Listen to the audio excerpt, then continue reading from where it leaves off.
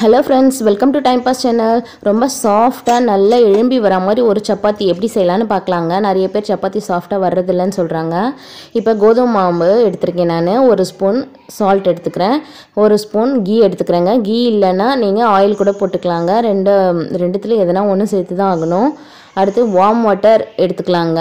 கை பொறுக்குற அளவுக்கு சூடு இருந்தா போதுங்க. வார்ம் வாட்டர்ல செஞ்சா தான் வந்து நல்லா சாஃப்ட்டா கிடைக்கும் நமக்கு.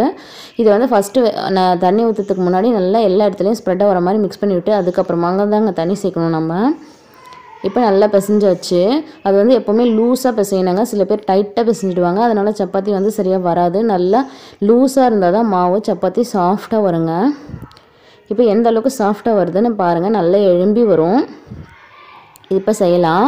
இது போல யூஸ்ஃபுல்லான டிப்ஸ் வந்து நம்ம சேனல்ல நிறையவே இருக்குங்க. சேனலை மறக்காம சப்ஸ்கிரைப் பண்ணிடுங்க. லைக் பண்ண மறந்துடாதீங்க. நீங்களும் ட்ரை பண்ணி பாருங்க. Thank you friends.